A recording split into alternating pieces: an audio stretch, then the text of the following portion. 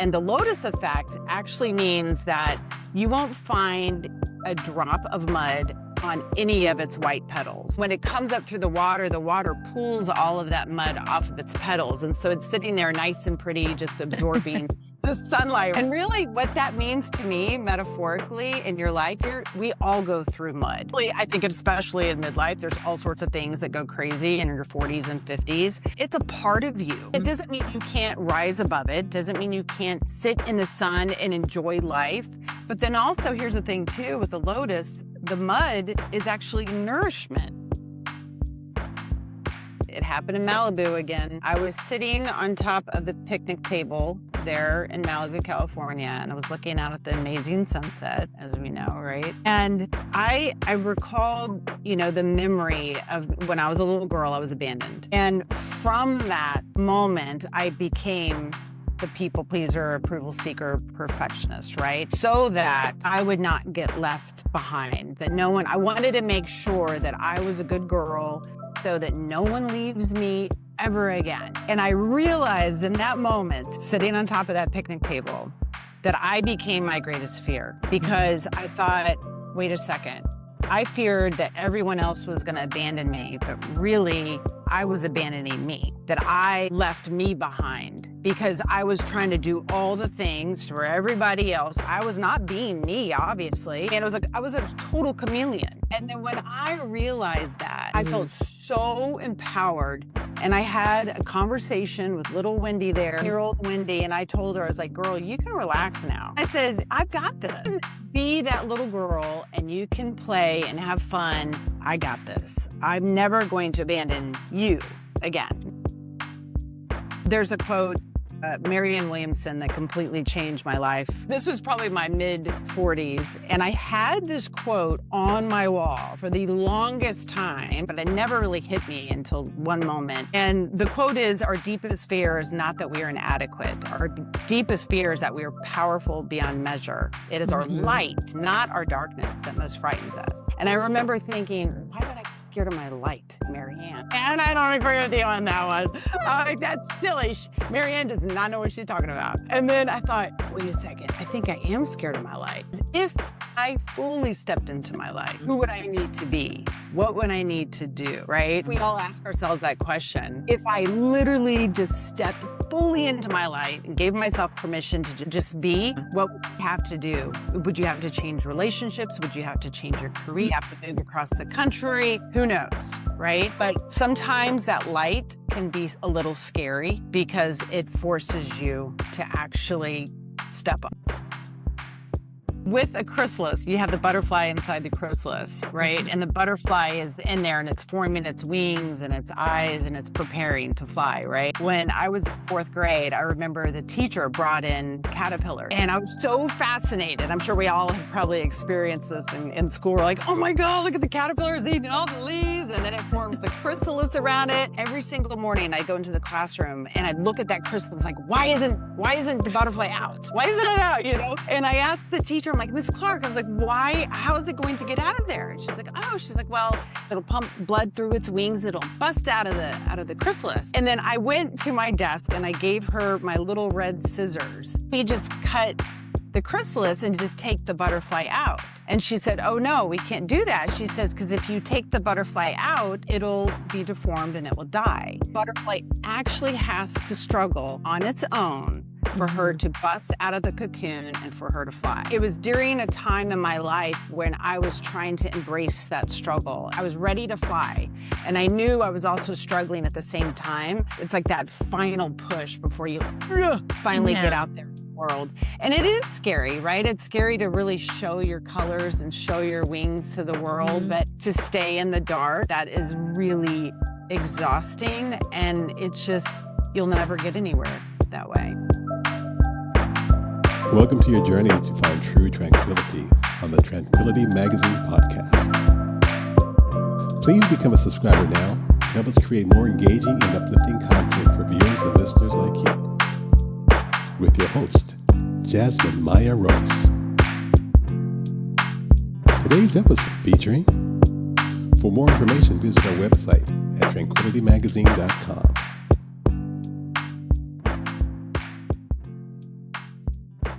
Today, I'm excited to have Wendy Valentine. She is a renovation expert, a certified professional life coach, an author and host of the Midlife Makeover Show. After simultaneously navigating divorce, menopause, job loss, debt, and emptiness, she stopped on autopilot and built a bold, joy-fueled life on her own terms. Now, her book is out. Women Wake Up, the Midlife Manifesto for Passion, Purpose, and Play. Wendy helps women kick fear to the curb and reignite their spark and wake up to what is possible. Welcome to the show, Wendy. I'm delighted to have you. Jasmine, I can tell already you're going to be my favorite host of all time. I get Well, like our energy. I was like, but I'm sure. Just saying, I trust me. Don't tell that to everyone. I But feel very honored. I listened to some of your episodes. I was like, oh, I'm like, your voice is so cute and it's so sweet. I was like, I mean, your name matches you perfectly, Jasmine. I was like, oh my God. So yes, I'm super excited to be here. I'm very grateful. Thank you. Well, thank you for making the time. Even though you're across the planet, I appreciate that you made a moment for us to connect and talk about all the things that are great, that I am so sparked and so excited about your book. But I have to start with my first question. What is your current mantra or state of mind? Okay, this is it. You can't be all things to all people, but you can be all things to yourself. It's a lesson that I have tried to learn in the last probably 2 or 3 years, especially because I am a recovering people pleasing, approval seeker, codependent perfectionist. I rocked every single one of those labels and I rocked them really well. And it wasn't until I was about 50 and I'm Mm-hmm. 53 now, so I'm about 3 years of being relieved of some of those labels. But I realized that I spent so much time and energy jumping through hoops for everybody else. And then in the end, I was like, I don't think they gave a crap anyways. You know, so I'm like, why am I using all of this energy on them? Why don't I take that energy and just be all things to me and just let the pieces fall where they may? So good that you did all that work and understand, because I am guilty as charged to be the same in that regard. And just to Oh, figure out that I didn't have to serve everybody with my own energy, to please them all and do a million tasks to make sure that everybody was good and happy ah. and all that stuff. Exhausting. I felt like I could finally exhale. It's like, "Oh god, this is great." But now I'm an energy snob, if you will. I'm very careful about where I place my energy and what energy is coming my Mhm. way. I'm like, "All right, no one's gonna mess with this." I totally agree that, like, I've learned to, in Reiki, when I did a lot of certifications in that, it's like shields up. Like, your stuff, not my business. My Yes. stuff, my business. I'm not being selfish. I'm just very aware that I was like, am I ever going to see this person again? Not like that I don't want to be a nice person always, but I'm like, okay, like, we're good. Like, you do you, I'll do me. We'll go out. Yes. But I gotta like check out for the minute. I was like, yeah. It's nice to finally get to that point. I mean, I wish I had had that level of thinking and feeling in my 20s and 30s and my 40s. My life would have taken a totally different route. But I have also learned that everything just happens the way it's supposed to happen. And I wouldn't be sitting here actually if I hadn't been through all of those crazy routes that brought me here.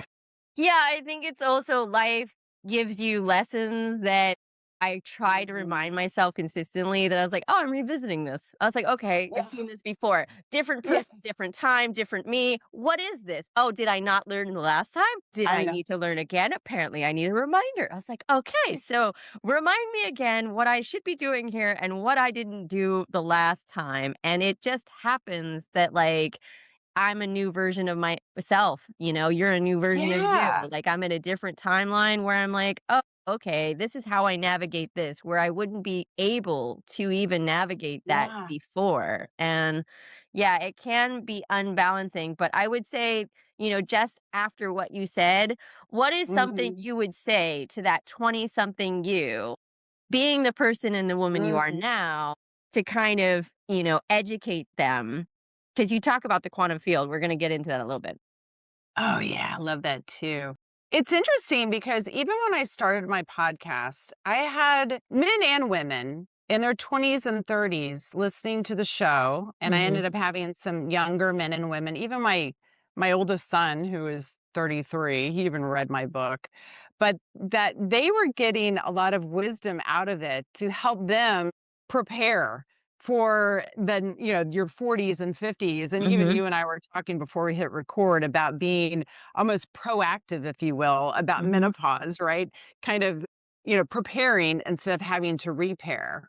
And Mhm. I think that's the key is that, if I was speaking to someone that was in their 20s right now that was really struggling, they were trying to jump through all the hoops and trying to do all the right things, I just say, take a deep breath. You need to Mhm. trust yourself and trust that everything is going to be okay. It's Mhm. all going to be all right. And I wish I'd had that. I wish I had someone kind of, it's going to be all right, Wendy. It's okay. I was always just like, let's do all I was always in survival mode. And I didn't know how to snap out of it until I was so in the dumps that it forced me to go, okay, fine, I surrender. I'm waving the white flag. But I did learn from doing that, that when we think of surrender, we think it's a sign of weakness, but it's actually a Mm, sign of mhm. strength. And since you've learned a bit about Ayurveda or a lot about it, that detachment and Mhm. letting go, that's all part of Ayurveda and just kind of Mhm. kind of, laying in the stream of water and just letting the stream take you instead of trying to like force yourself down the Uh-huh. river.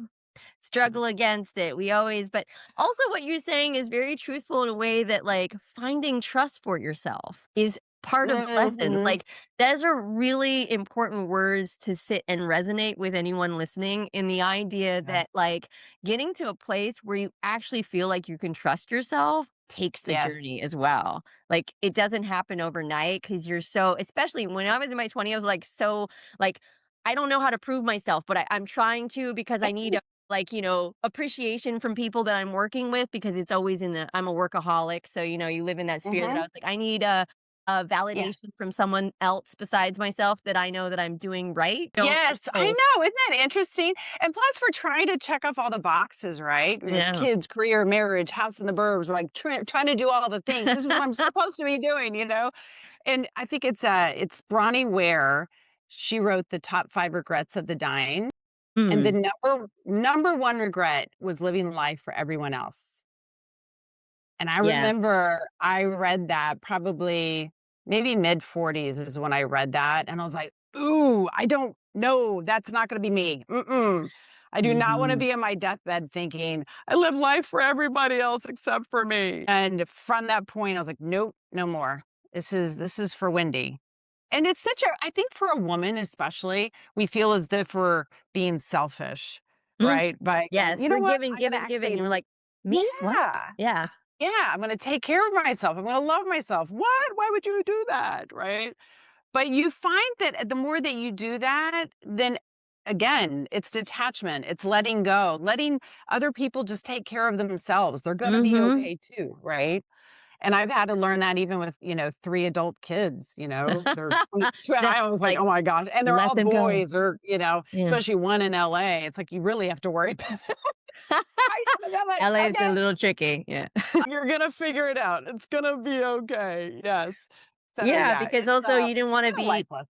invested too much in your kids and to let them go a little bit to explore and have Mhm. their own failures because if you handhold them perpetually for life, they're not gonna be adults, you know? Yeah. Yeah, you're exactly right, and I've always said too, if someone had many times that I had fallen down in life and the, Mhm. trauma and the drama that I had been through, if someone had said, "You know what? I'm not gonna let you go through this. Let me just fix this for you," I would be pissed because I wouldn't be sitting here in front of you. Mhm. I wouldn't have written this book. I wouldn't have Mhm. been able to evolve into the woman that I am today if I had not gone through all of that.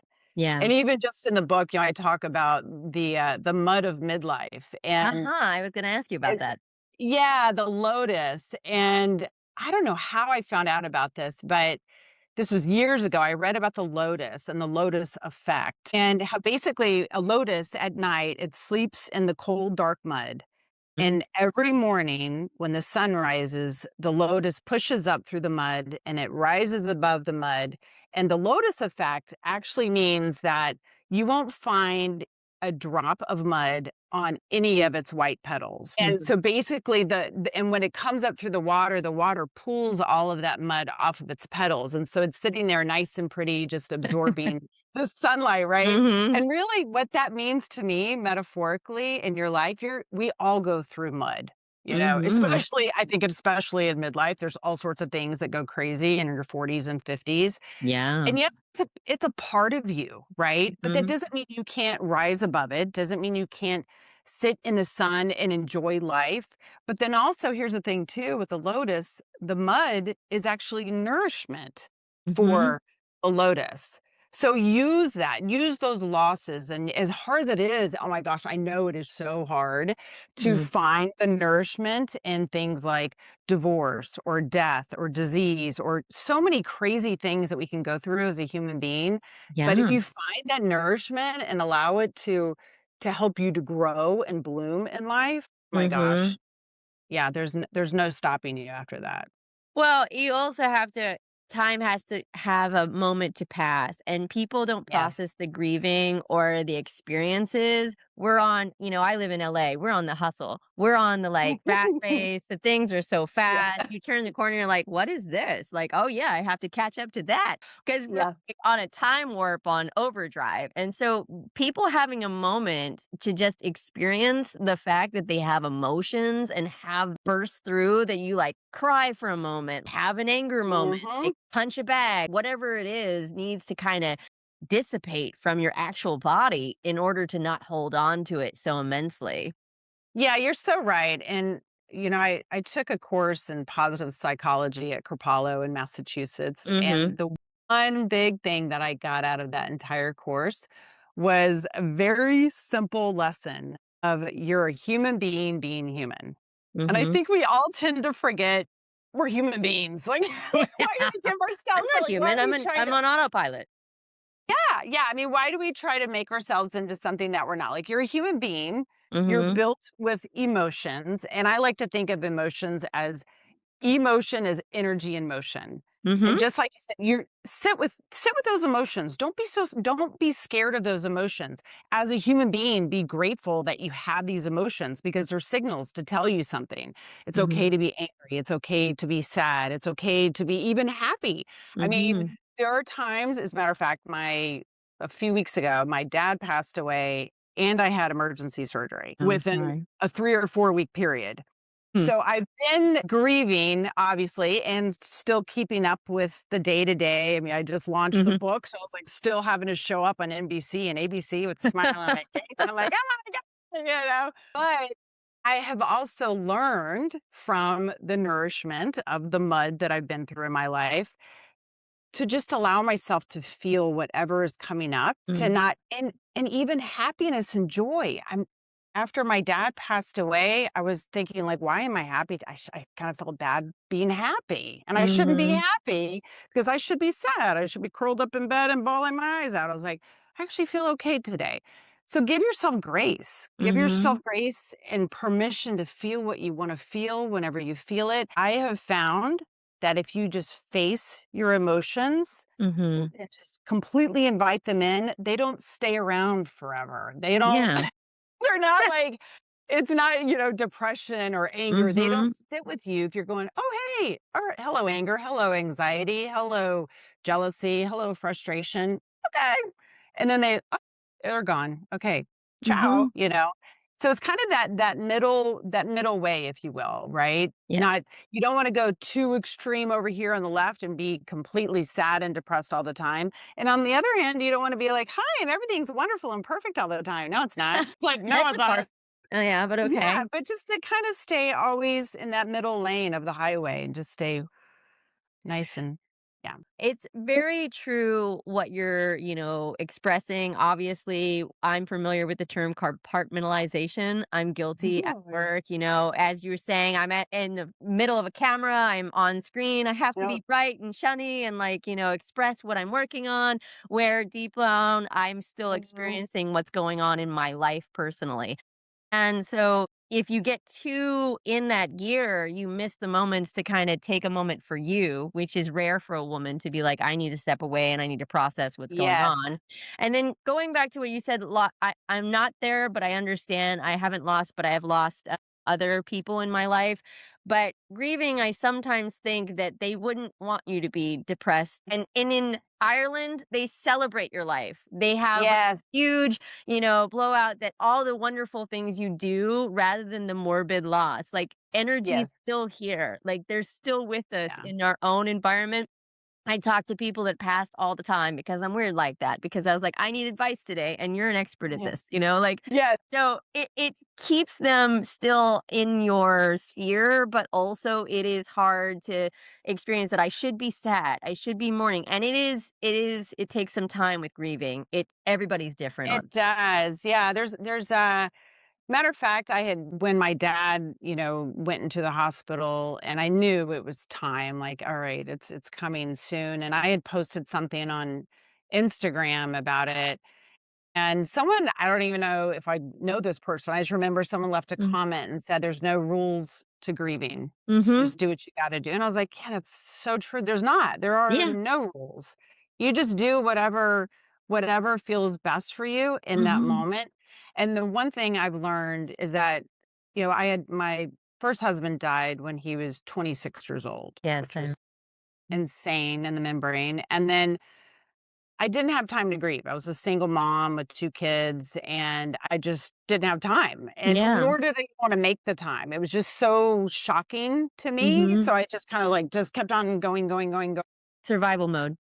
Yeah, and then my brother died at probably about 20 years later. He was 49 years old, and the experts say, and I'll have to agree I will agree with them on this, Mm. that if you don't face that loss, your next loss that comes around the corner Mhm. that all comes up to the surface, and then you're really so it was so wild that not only was I having to process the loss of my brother, but then also the loss of my ex-husband.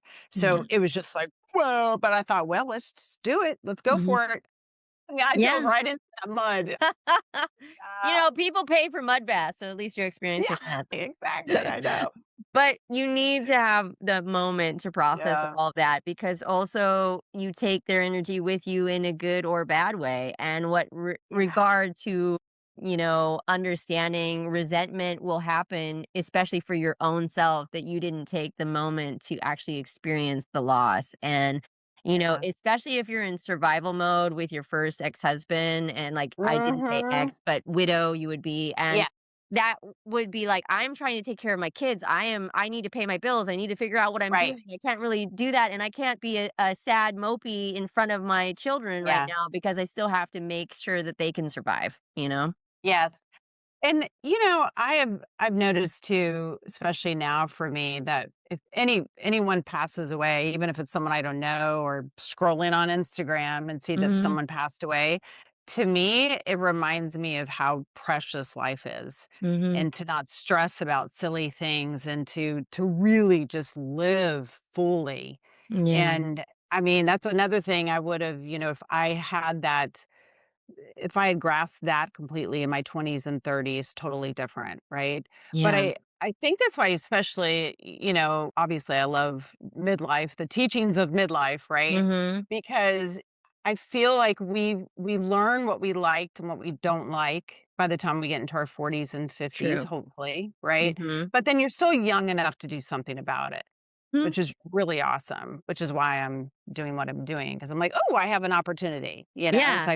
like this it's such a so we're so much wiser now, then. And Mm. we don't, I don't think we realize that. But if we dig a little Mhm. deep within our heart and our soul, then we realize that we really are very wise. If you Yeah. go back to your relationships, it's, Steve Jobs said, you can't connect the dots looking forward. You can only connect Mhm. them looking backwards, right? And as you look back at the dots in your life, whether they're happy dots or crappy dots, Mm.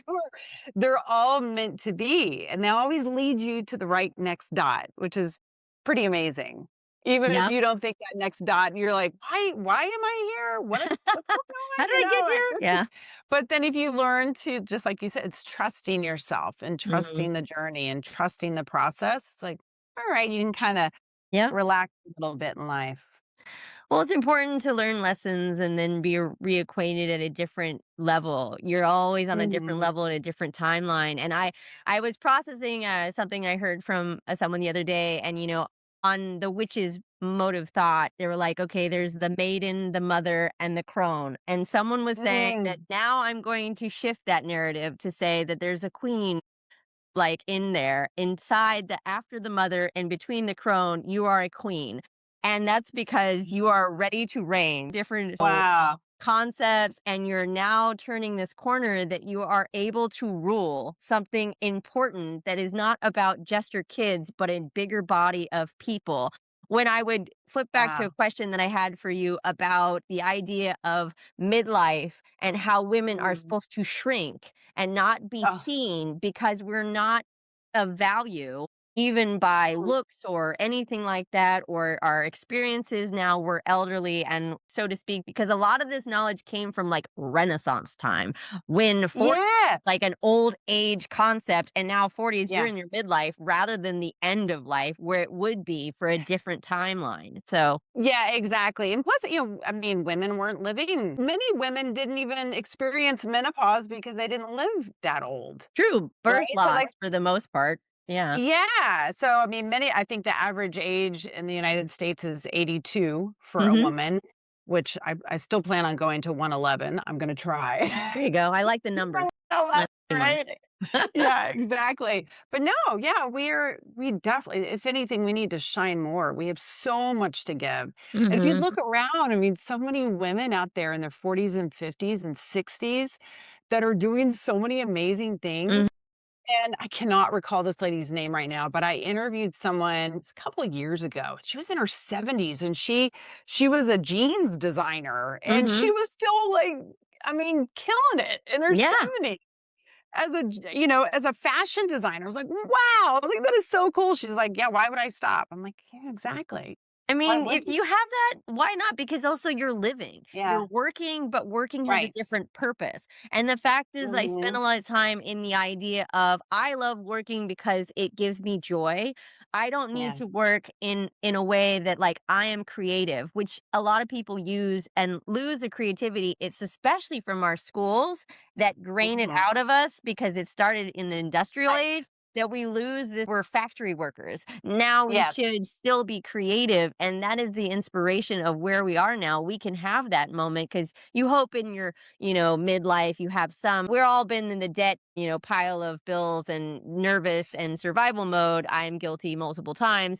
But it's Yeah. also like you would hope you had some kind of setup that you can be more creative and more exploratory with that time.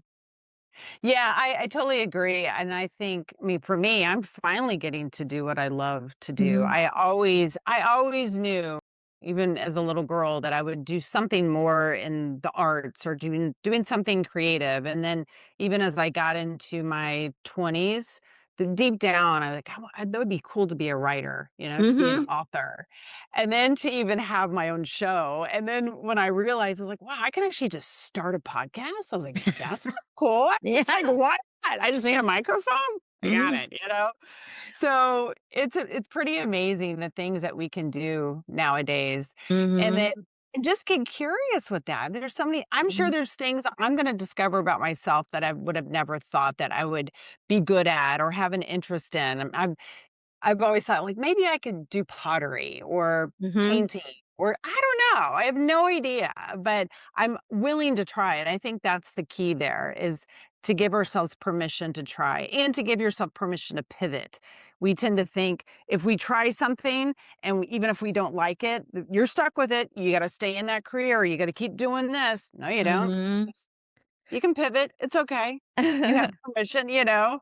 Like, you Yeah. don't have to stay with something that you even if it's something you do like, that doesn't mean you can't pivot.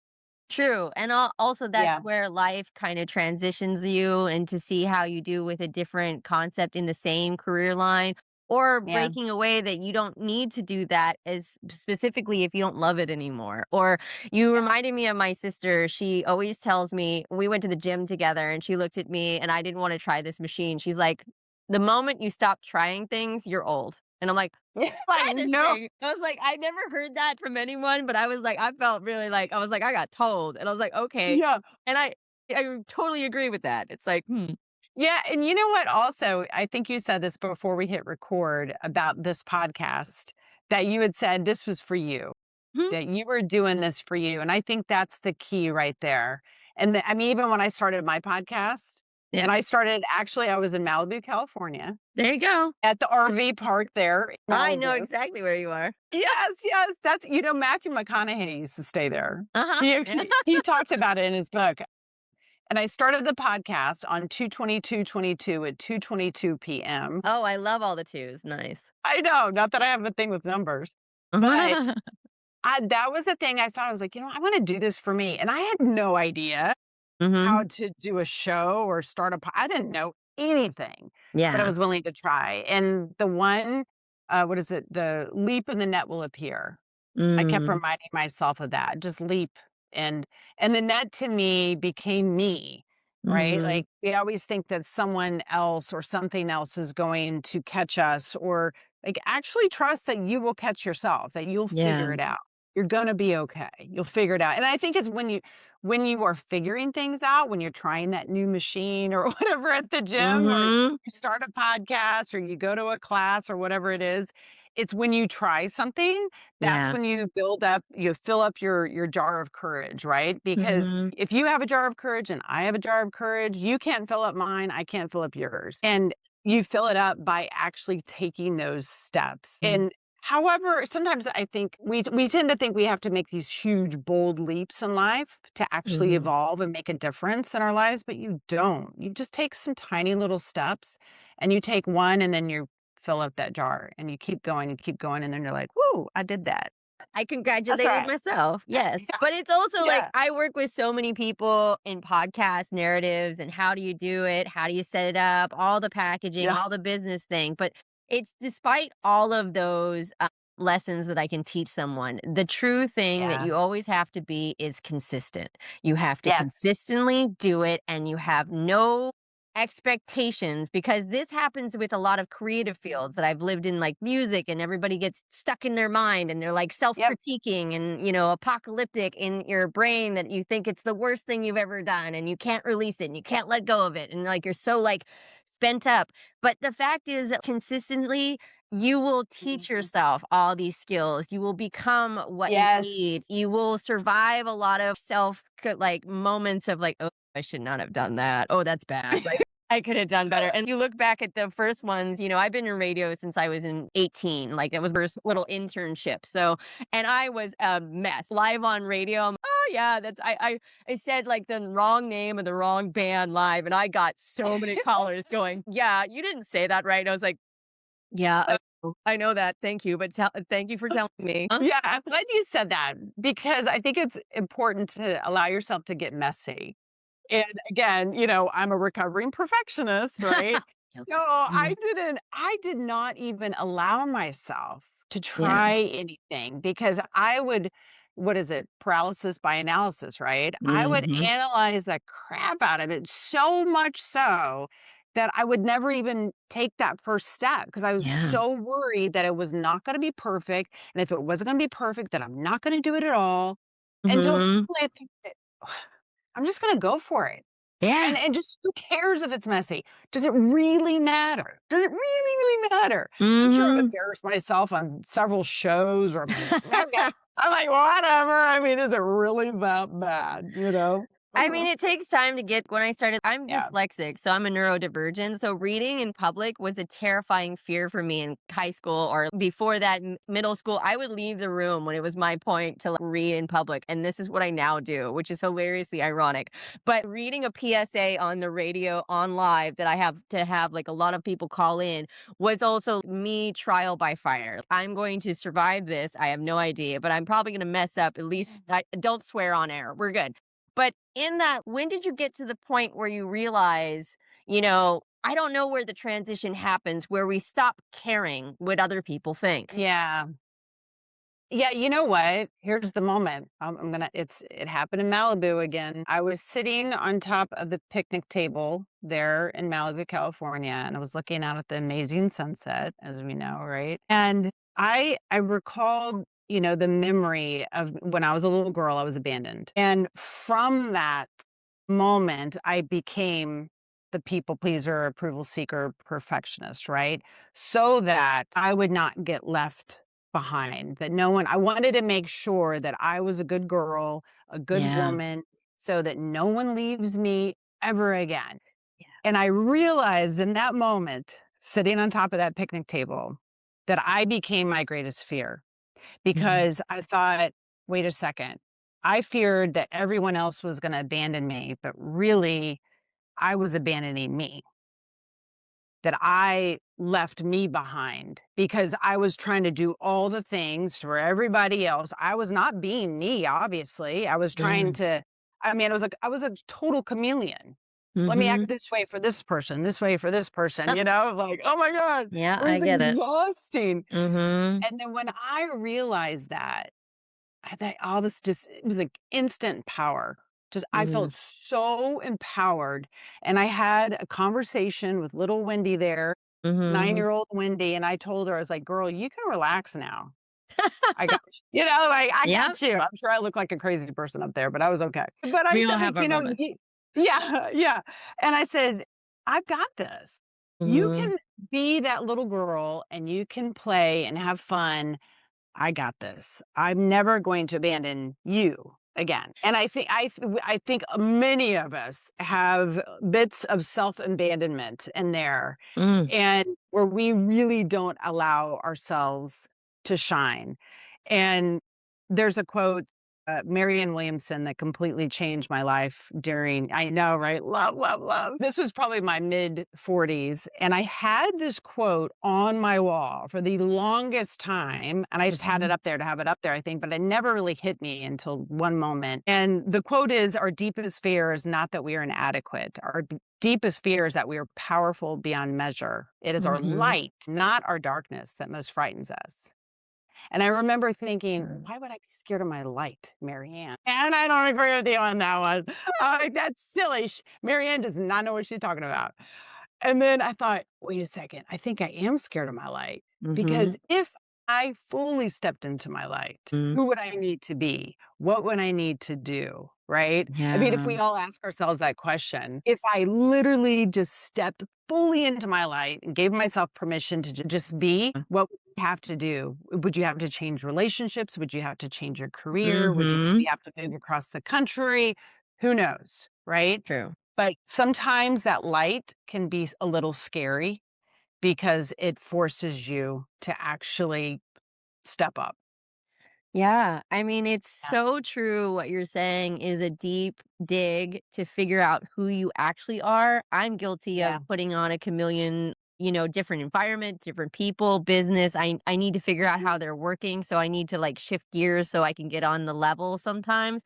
But in that, you're losing yourself, your actual self in there. But I agree that I spend a lot of time, and that's work, where you Mhm. Mm. decide to be the parent to your younger self. You're Yes. okay, I got you because you may not have received the good parenting that everyone else got, or you assume they got, or you didn't Yeah. really understand what a parent is. You've already been a parent to your kids. I'm sure you showed up as the parent you would want to be or would want to Mhm. receive, and then turn around to say, I got you. I'm here for you. I will protect you. We're going to be Mhm. okay.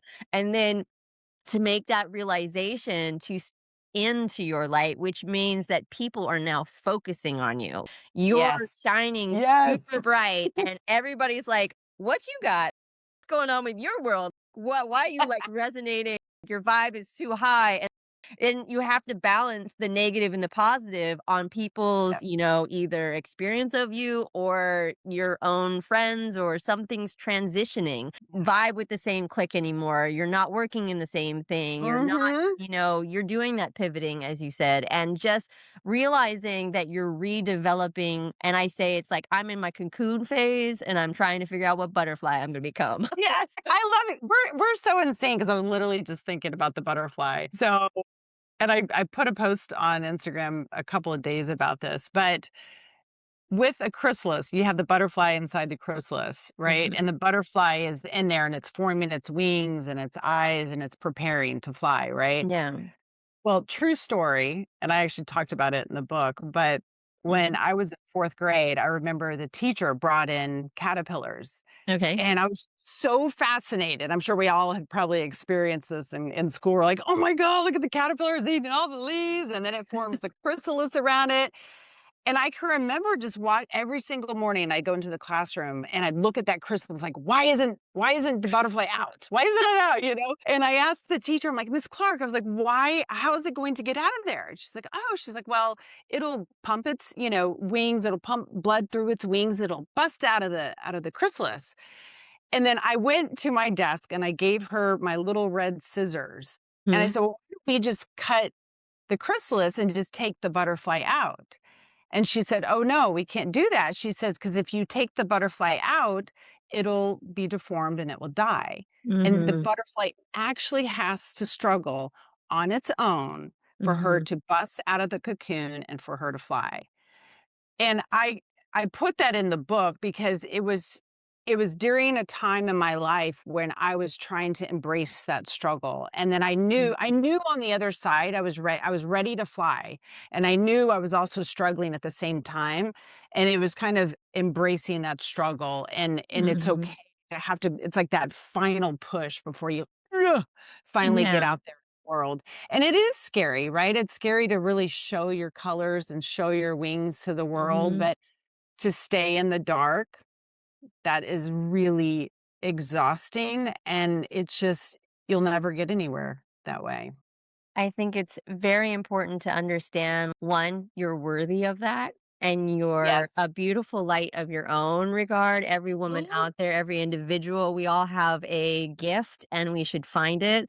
But also pushing the chrysalis out, that hibernation time is a development stage. We call it like Yes. rebranding, Yes. re-experiencing, refining yourself, that you need to take Mhm. time to understand what that is before you're ready. And then you're ready. And sometimes don't wait too long. Stop procrastinating. Exactly. Like, take I'm some guilty time, of but not too procrastination. long. Yeah. Well, my best friend and I have it too. Perfectionism. My mother has it. We're highly fastidious. And then I could spend 19 million hours making this amazing, but it's to let it go with the imperfections too, because the Yeah. imperfections is part of what we're experiencing now with AI kind of coming out everywhere. Okay, human is human. It's just Yes. real and real vulnerable truths that are more important. As you said in the beginning, you would wish you'd had something like a mentor, a parent, or Mhm. someone to hold your hand and guide you through the hard things. We were raised in a different time that I was a latchkey kid. I know what that's like. It's like I've been Mhm. parenting myself forever. Not saying my parents are not great, but it's just a different experience where you were raised in a timeline where you put your kids in a car to go to the bar. Like, Yeah. things I that know, it's how could you? And my kids how hear me. Oh, yeah, they're like, "And we caught you. We have it on video." yeah, I how mean, it's dare you do like these things to you? And I was, yeah, you have no idea what our life was like in ways that you okay, you have been it's not overprivileged, but you have been more helicopter mommed in ways that we didn't have that. We were a survival mechanism. They were out there like, battling the world until the lights go on and we have to go home. yeah, I mean, I can remember going out to play and, I'd wait until I could hear my mom go, "Dinner," it's like that was it. They're like, Yeah. you get a text message or anything. It was just dinner, Yeah. like, Come "Great." home. Like, I've been gone for 12 hours. Did anybody care? Like, And it's true because you want, and that's where, for me, I understand the deep understanding of being abandoned and if I'm worthy enough. Is someone gonna stay with me mm, when I do this transition? If I change yes, the way I'm thinking and behaving and I maybe create the actual or have the actual me show through, what are the right. people around me going to do? Am I gonna lose some? Probably. Are you gonna change environments? You went on a huge RV trip in your RV. Name your RV for everyone so they know her name. Felicia, Mhm. as in, bye, Felicia. Bye. Bye, Felicia. And you know what's funny? Even though I love the movie Friday, even Mhm. that, like the Felicia had a whole meaning to it for me. It was kind of a bye, as in like the old me, the old way, the old life, and Mhm. moving on to bigger and better, more adventurous things, the more authentic, true me, Yeah. actually. But yeah, I mean, midlife hit me really hard. And just like you said in the intro, it was, my second divorce, empty nest, unemployment, 150 grand in debt, black mold toxicity, chronic Lyme disease, menopause, you name it, I went through it. And then my Wow. brother dying too, right? So I had to completely rebuild my life from the ground up. And what saved me was a vision of driving an RV across the country. And it was the only thought or dream that excited me in that moment in my life, and I thought, "Well, maybe I could be like George Costanza on Seinfeld where he did Opposite Day." Maybe I'll do opposite Wendy, and I'll just do everything different that I had ever done before. I was like, "Maybe I'll just go for it." But within a 2-year period, I ended up rebuilding my life and regained my health. I went to therapy. I read every self-help book, in Barnes& and Noble.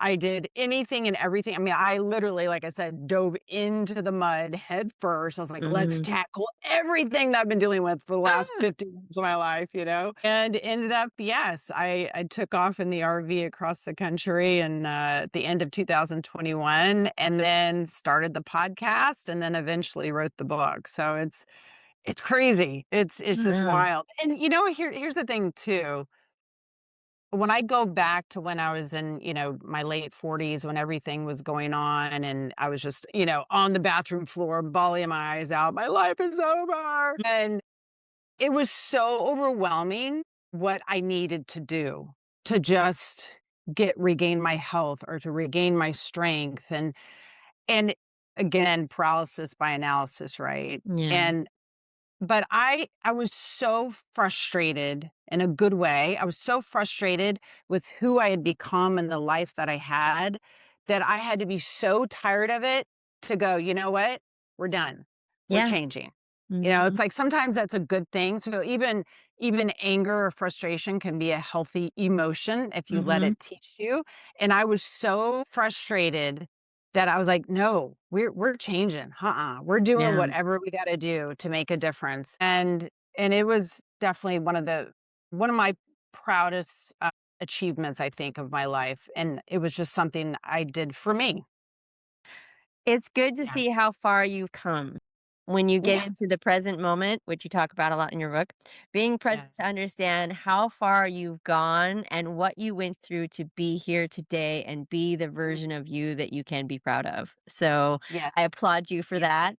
And Thank you, I think thank it's important to understand that sometimes the hardest thing has to hit you face on to make those Oh, realizations and their changes because otherwise we're like, yeah.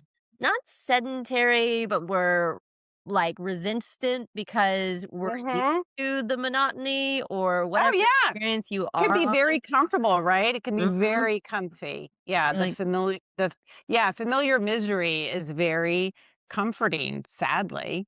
That's why sometimes we'll just kinda stay stuck there, right? And mhm. that's why, like, sometimes the darkness is actually comfortable to Yes, us. very true. But, That's why it yeah. helped me Mhm. stop or, like, trying to take care of people that were not interested in changing, and I was like, "Oh, yeah, you don't want that. Oh, that's fine. Okay, I Yes, need to learn that can't invest my time in you because you are where you are because you want to be there, and now I have to yes, make sure that I'm like, am I okay too after that?" And I wish you well. I send you good, like, yeah. vibes or whatever, but I can't save you because you don't want to be saved. You're just comfortable in that.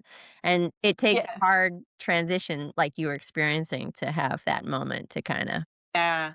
I think you talked about that in, your last interview. Was it Jessica? Oh yeah, Jessica Blum. It's actually coming on to my show in the next Oh few yes. weeks, but yeah, but I think you talked about that though too, and kind of going back to what you were saying before, sometimes, yes, when you're going through these changes in your life, you really learn who your friends are, and Mhm. you'll also attract new friends. Your tribe will come your way, Yes. and you Uh-huh. have to let go of that. You have to what will be, right? Mhm.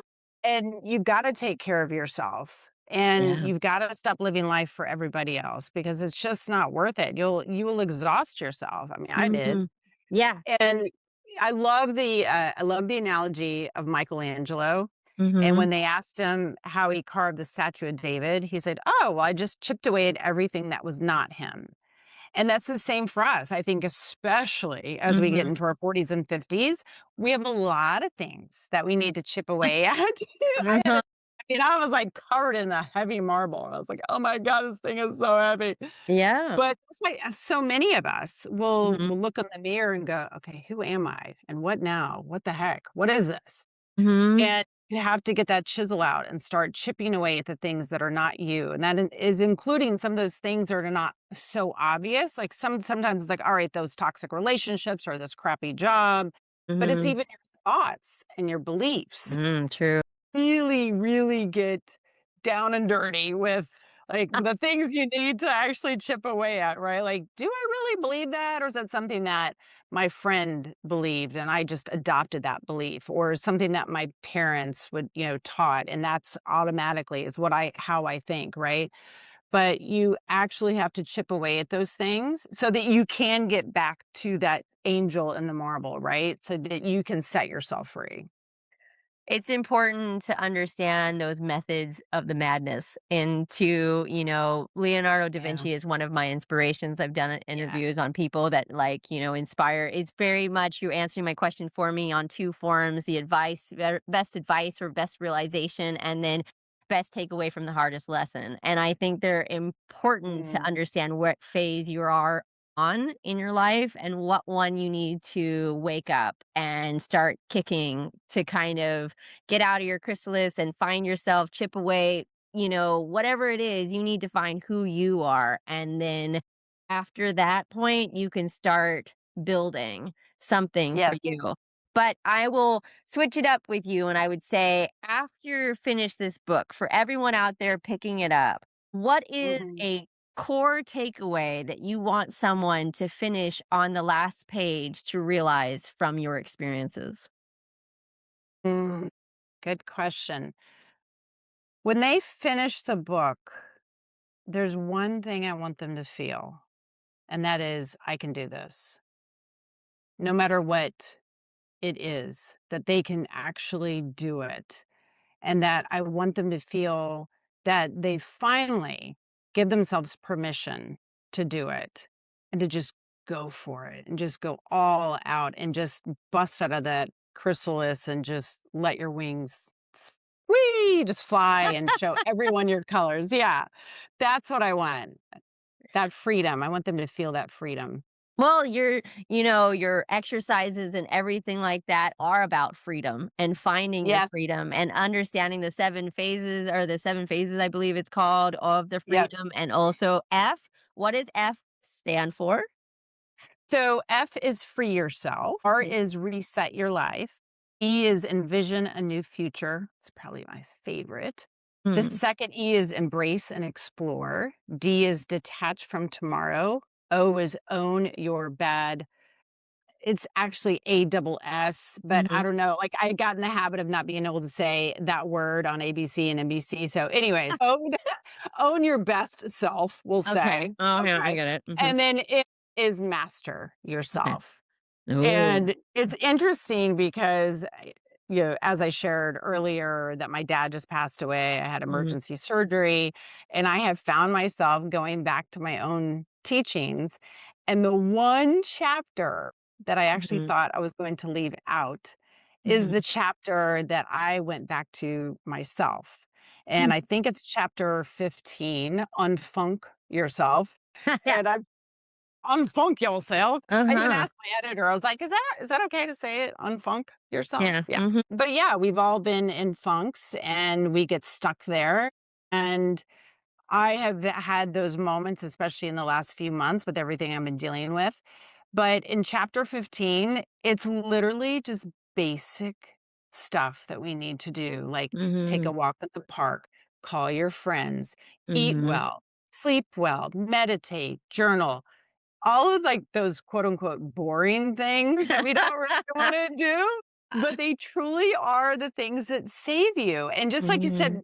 earlier, consistently, when done Mhm. consistently, you'll find that you'll get back into your life. You're gonna be okay. Yes. But it's to me that has been the self-care and the self-love is doing those basic boring things consistently. And absolutely in a way that I have changed the narrative to do this. I invest in me Yes. because most people, as anyone like us that has people pleasing factors, that we're resolving all the problems for everyone else besides ourselves, to Yeah. take time to invest in you is the prime understanding of your own value and your own worth. That's very important because otherwise you're not going to be anything like you could be if you Mhm. invest that time in you to do all those tiny things that seem monotonous and boring. They're actually like, I love myself enough that I'm going to do this because I know it's Yes. very powerful that I am able to evolve to the next phase of life with the strong, Yes. like, armor, protection, understanding, wit, charm, and all those things in full Mhm. force. You got it. And so that's great to figure out. I highly recommend for everyone ready to Yeah. pick up your book. It's very Thank inspiring. Women Wake Up, obviously, you. the midlife manifesto of passion,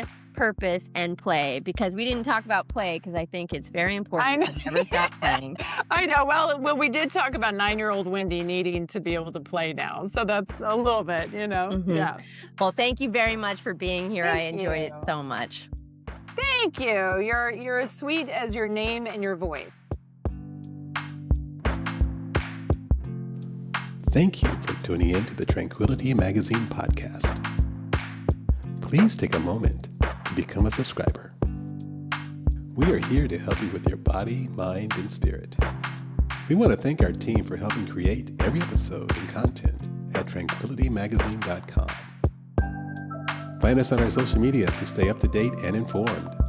We always appreciate your engagement and feedback.